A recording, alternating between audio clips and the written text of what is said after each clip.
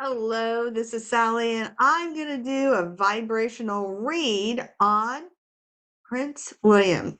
Now, there's a reason why I'm doing this. It sort of came on the radar today that there is this myth or story going around that William is the reincarnation of King Arthur. And there's a really good tarot card reader that I watch once in a while. She's pretty interesting, and her name is Amanda Ellis. And I will try to put the video that I'm referring to in my description box. So check the description box to see if it's there. She does this whole read where she's asking the question: Is Prince William the embodiment of King Arthur? And I thought before I got too far into it, I was curious if we could do a vibrational read. So I'm going to go ahead and give that to you now. I tapped in, and so we're going to say for entertainment purposes only, and you know, everything with a grain of salt. I'm just going to give you my vibrational read, how I'm picking it up intuitively, psychically. I've had some pretty good psychic hits lately, so we'll see if this one's going to maintain that success rate. We'll see. You know, nobody's 100%, right? But so far, so good. Fingers crossed. Anyway, I went ahead and tapped in and I made some notes. So the question I had was, is William King Arthur?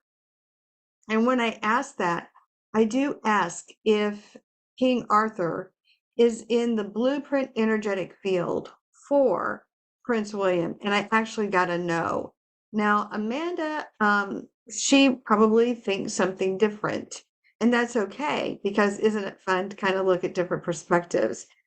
But when I tap in to his quantum field, when I tune in to Prince William, I don't get he is King Arthur. And in fact, I don't believe when I tuned into that energy of King Arthur, why part of the reason he is so hard to nail down as a person is that I feel he was more than one person. It's like whoever created this persona in this fiction took some of the best attributes and lore, just some of the best attributes of people. And that as stories go, they begin to inflate. Well, he had a donkey. Well, I heard he had 10 donkeys. Well, I heard he had 100. So, it's one of those things that by the time it gets written down, it's becomes something completely different. So when I look for an entity that is in the blueprint energetic field as, quote, King Arthur, I'm not getting a specific person as much of it is a combination of people. So the author, writing about a king perhaps, is taking some of the best attributes from him and another attribute from him and making this story. Now that's how I see it. So probably not a lot of you want to hear that King Arthur is more fiction than fact, but I do believe it is based on fact. So let's put it there. And it's been what, 1,000+ years, so or two. So I tuned into that. Now she goes on to say that that he is the embodiment of the Christ consciousness. So, she made a good point. People may assume that Christ will come back in like a human body. And many of us believe that it's more of the Christ consciousness, the awakening. So Christ isn't necessarily a person, but more or less a higher frequency coming into the Christ consciousness, which is what Yeshua had embodied, because he learned how to raise himself up to that frequency, which is why he's all about teaching you to do the things that he did. These and greater works you will do. So than I have done, you will also do. So, he is a great teacher. And so just like, you may not see Jesus walking down the street, you do get a sense that there is an awakening or the coming into the Christ consciousness, which is what Jesus embodied. So that's kind of the analysis that she talks about with Prince William, that he's not necessarily, as I understood her to say, and you may find her to say different, everybody hears things differently, I guess, that Prince William has that Arthurian comeback, that holding some of that energy. And I think what she is saying is that there is a legend that King Arthur will return. So much like, you have the return of Christ, you've got the return of the Arthurian legend, and that embodiment is in Prince William. Now, I would say that he is embodying an energy that is in the best and highest good for all. But I feel like he's in a pit of snakes. And I feel like he's really more his mother, thankfully, than his father. And so I backed up a little bit and did a further read. So and I can say this because I'm not a British citizen. King Charles, I don't wish anybody bad. I do wish him a speedy recovery. But when I tune into him energetically, I don't feel him here long. And I did hear on an alternative channel, whether it's true or not, I have no idea because nobody's confirming this. But then who is confirming any of this is that he's got pancreatic cancer. Now, hopefully, he'll go to somebody like me who does energy healing and can help him through that process. I've had some success with that myself when I help people, but everybody's different. And so, whether or not he goes, I would think he'd be open to energy healing. He is open to alternative stuff in other areas. So I'm not saying put all your eggs in one basket. I mean, heck, if I was diagnosed with that, I'd be pulling out all the stops and bringing in everybody I could. That's just me. So, energy healing is just one arrow in the quiver of your healing. Okay, so then I figured out intuitively, energetically speaking, that King Charles is probably going to exit fairly quickly, and William will ascend the throne. And I almost hesitate to say this because, timing is so difficult when you're dealing with the energetic world. But right now, all I can do is read where the energy is right now. So unless Charles comes in and brings maybe an energy healer in to work with his other forms of healing, I don't know if he is or not.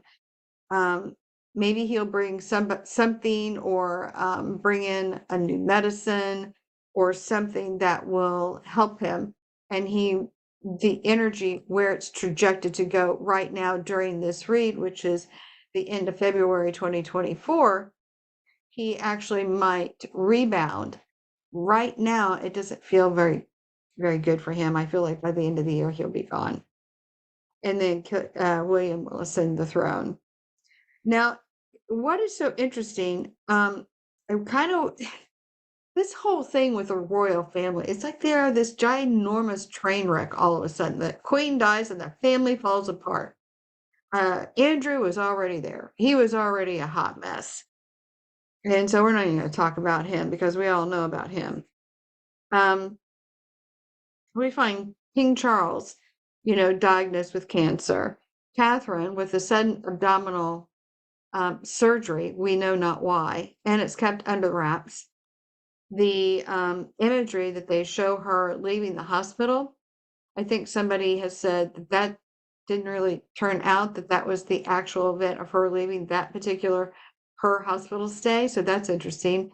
If any of you out there knows more about that, please leave a comment in the box below because I'm very curious if that story is true or not.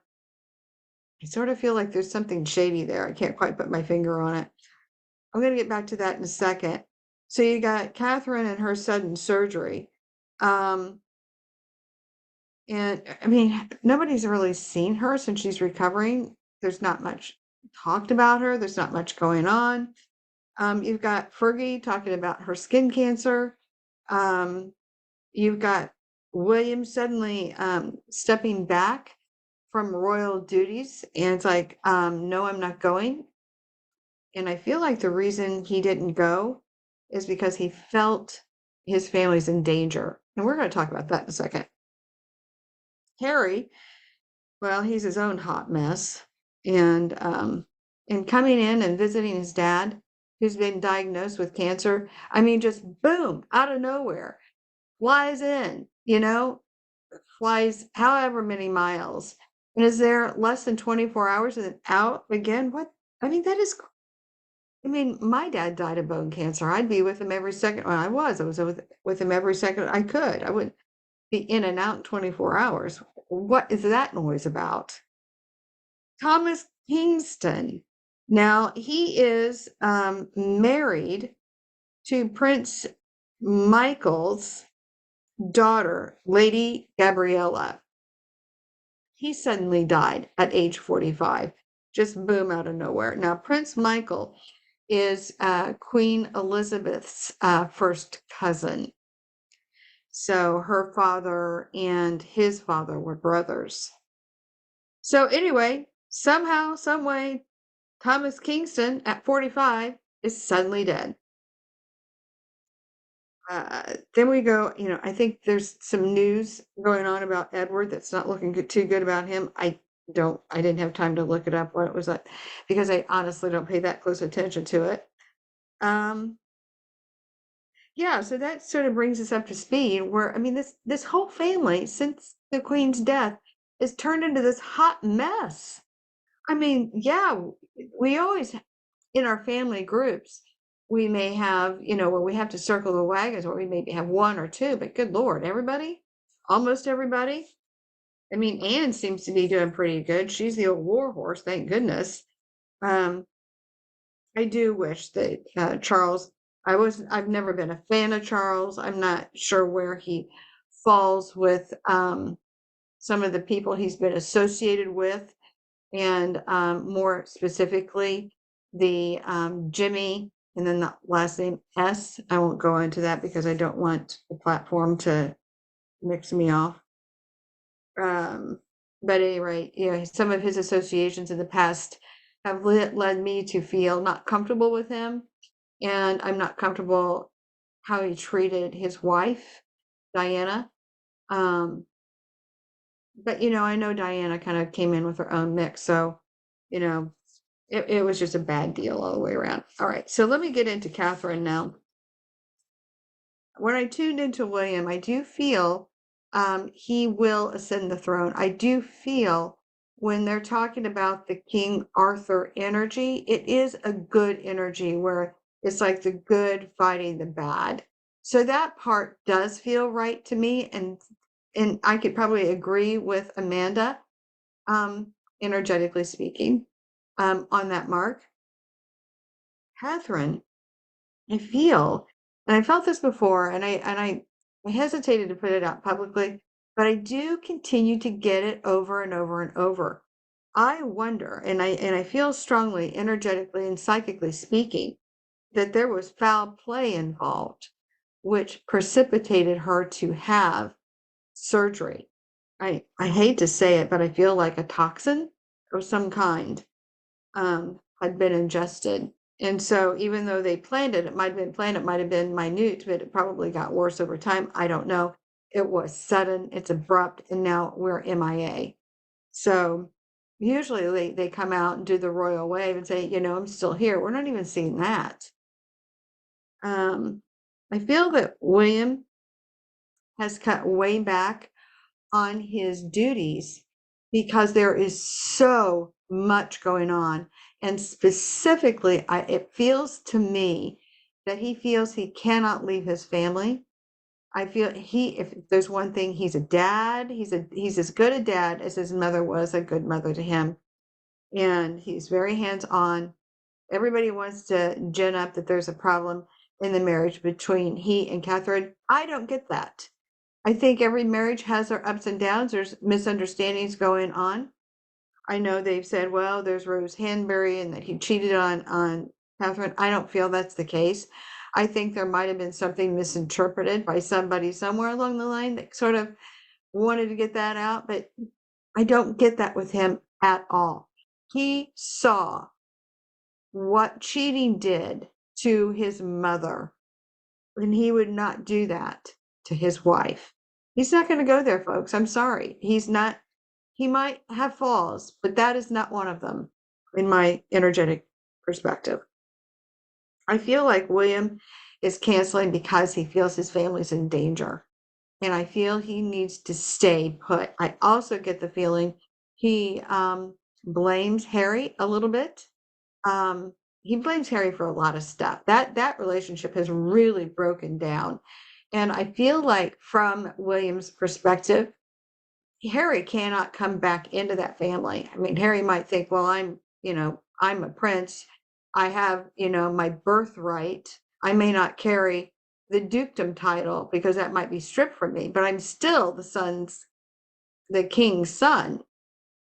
And William is about, you betrayed us. You wrote a book about us. You did all this stuff. You were not kind to my wife, or rather Megan wasn't kind.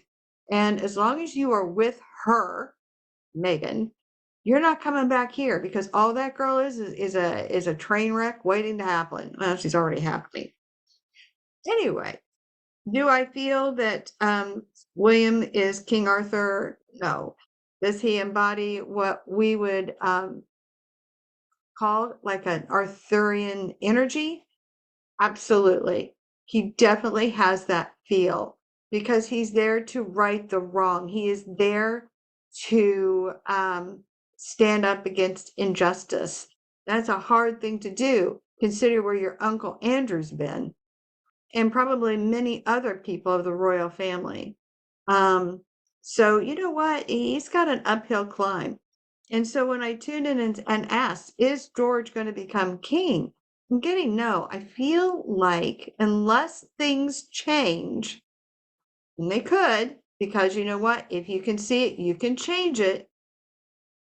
I feel like William is the last king of England. So it'll be interesting to see. Probably by the time that comes up, this video is going to be antiquated, and who knows if anybody will ever find it. But I'll probably be long dead, because I have a feeling he's going to have a much longer reign than his poor papa. So anyway, please give this video a thumbs up for me. It helps the algorithm. And if you would like to have an energy reading, please reach out to me at sallyknop.com. Also share the video with like-minded people. And for that, have a great day. Bye for now.